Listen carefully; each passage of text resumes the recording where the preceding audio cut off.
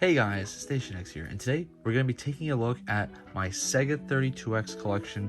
Now, I'm going to go through a little bit of a backstory for this real quick, because the 32X is a very weird thing. It's not a console, it's a add-on to the Sega Genesis along with the Sega CD.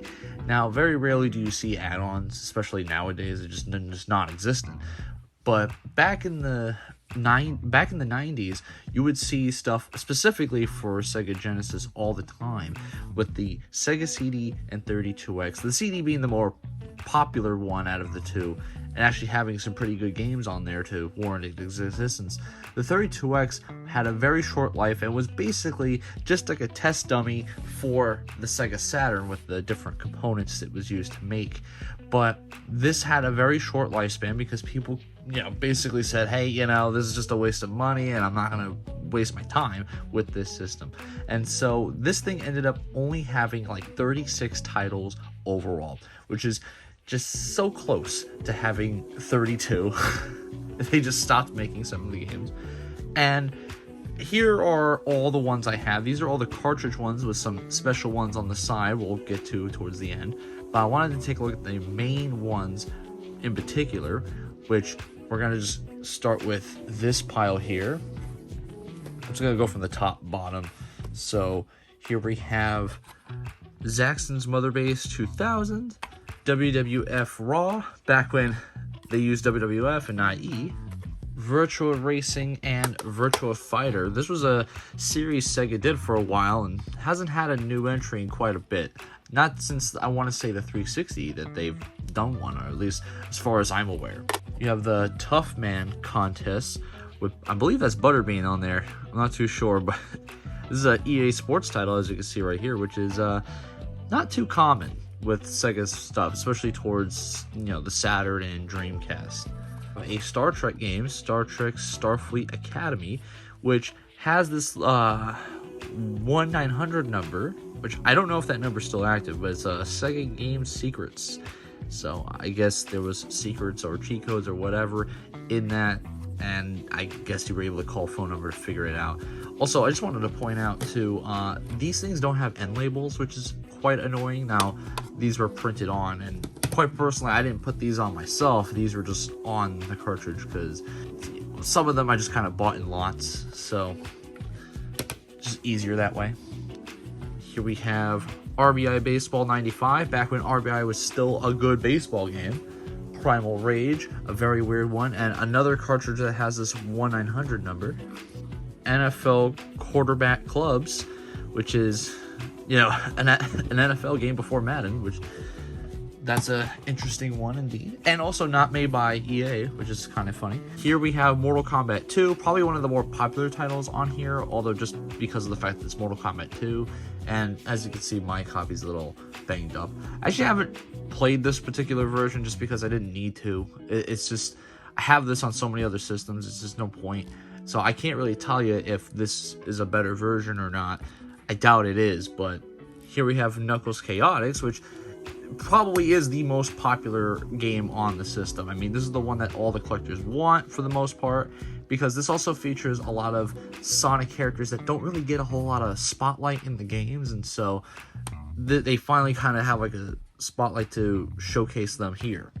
Golf 36 Great Holes, it's just literally golf. That's nothing else to add. Brutal Above the Claw, which is a interesting game there, and BC Racers. Now, I don't have every single game. Now, there are some that I'm missing, so there's 11 games that I'm missing in total. Obviously not counting these, I just wanted to say these for a little bit. But I'm missing 11 games in the entire collection, and that's due to the fact that they're just kind of hard to find and very expensive, because as you guys know, this didn't do very well, and because of that, games had either low print runs or they were just not popular in general. And so they just didn't sell well, and they would either get thrown out or whatever the reason may be. They're just hard to find, and they usually command very, very high prices. But here I want to go through some of my nicer boxes. Now this is an actual Sega 32X box. It would come in a box like this, and unlike the forward-thinking plastic cases for the Sega Genesis, they used cardboard boxes. Now some Sega Genesis games use this box too, but I just hate this box. I mean, for one, it's not even like an actual box like the N64 Super Nintendo games. It's like a sleeve with a cardboard holder basically for the game, which is just so annoying in my opinion. Just because, at least if you're gonna do a cardboard box, at least have that, because you know, the cartridge, I feel like that's more structurally integral than this. Like this, I almost never see in perfect condition. I mean, some of these are pretty good, but there's still some bends and dings in certain areas, and it's just always, I mean, this is usually what I see them in, and it's just annoying. And of course, you have the manual here. The manuals are all in black and white, so if you're worried about having a kind of like, oh, is this fake or is this not, the real ones actually did come in black and white. So, but here's motocross. And so, yeah, I'm not a big fan of the packaging. I probably am gonna convert these into these plastic cases for them, just like how I did with some of the Super Nintendo and 64 stuff, or mainly my Game Boy and Game Boy Advance games. So I just think plastic cases are better than cardboard, in my opinion. Here we have Shadow Squadron. Same deal here. This one's a little bit worse just because the part holding the cartridge up is kind of just shoved in there. So, and this one doesn't have the manual, but it's close enough to complete. Star Wars Arcade. So here's another. This is another popular title on the 32X, and one that was prominently shown. And I mean, it's just simply because of the fact that it's Star Wars. So I mean, you can't beat that. Now we have my boxes that aren't in the best shape.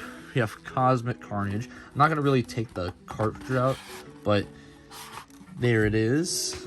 These are just kind of flattened like a pancake, and so it's just, this is how I found them, because it's extremely hard to find 32X games in their box without some kind of damage like this.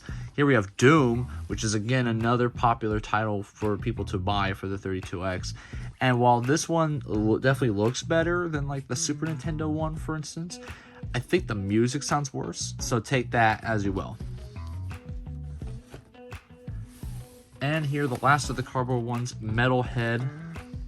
We got the cartridge right here. Oh, I think I forgot to show Doom. There's Doom right there. Almost forgot to show that real quick.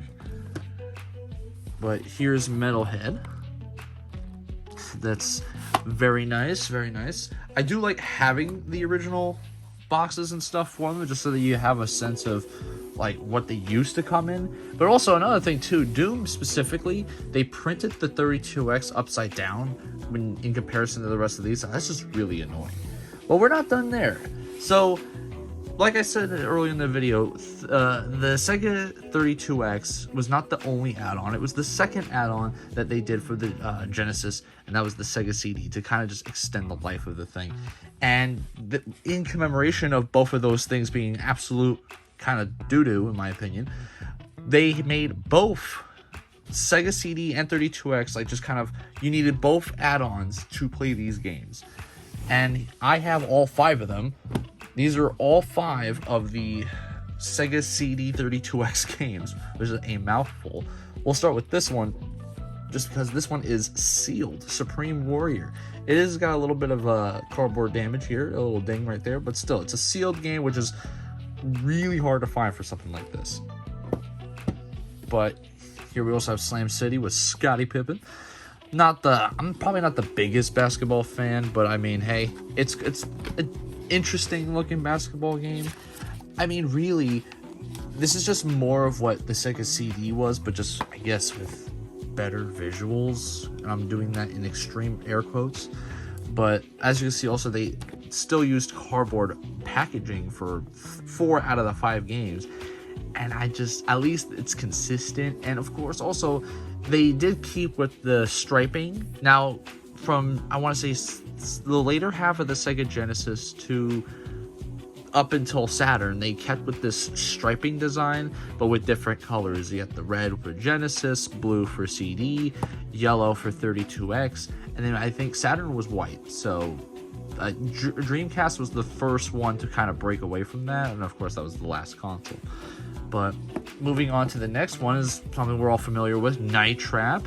They made a Sega CD 32X version, which is just kind of, it exists. That's all I could really say about it. And here we have Corpse Killer, just another, it's a zombie game. Like really all of these, at least these three, I haven't seen this one in a Sega CD version, but I'm sure it exists.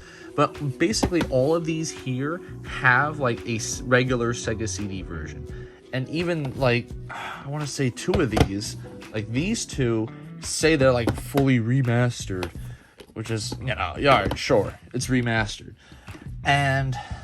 But here we have this guy, which is the only one that the case I actually do like, and it's kind of got this nice little cross here with the Sega CD 32X kind of crossing over, both discs included. So that tells me that they both versions, the Sega CD and the 32X CD version, is like they made separate ones for these. So this one had both of them in it, whereas you had to buy two separate versions to have both of this guy, which is nice. I mean, this is how the Sega CD and Saturn games came in, and so I'd rather have it like this instead of the cardboard boxes, although this never snapped in for whatever reason. I just cannot, I don't know if I'm just doing it wrong, but it just doesn't want to stay.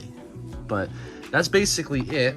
That's all of the Sega 32X games that I happen to own here, now that we got them all in the camera again. But that's basically all the ones I own. Let me know what you guys think of the system. Do you guys own this system?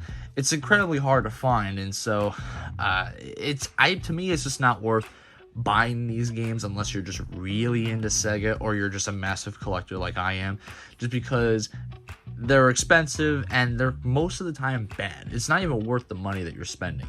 I'd rather just emulate them if you really just want to experience what the games are about. But that'll pretty much be it for today. If you enjoyed the video, give a like and subscribe, because that's the best way to help out my channel and support. I've been Station X, and I hope you guys have a wonderful day.